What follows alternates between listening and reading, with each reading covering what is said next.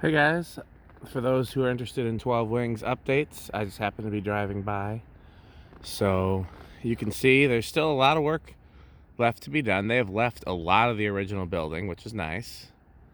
You can see they've filled in some walls up there. They added some balconies, I assume, for the people who are living in those upper condos. Still no front door, there's added some siding.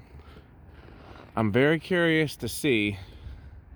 I'm hoping they'll give me a tour when it's finished, because this is supposed to end up being, I think, they said 9 condos? And I don't see how you'd fit, because nobody's going to want to live downstairs with no windows. Plus, then you got to have the boiler room, and you got to have the, the utility stuff.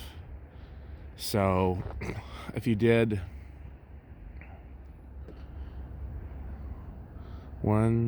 so let's say you did 1, 2 on the bottom, 1, 2 in the middle.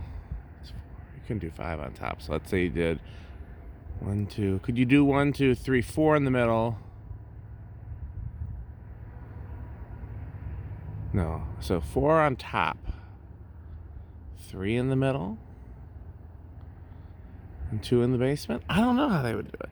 Anyhow, that's my 12 Wings update.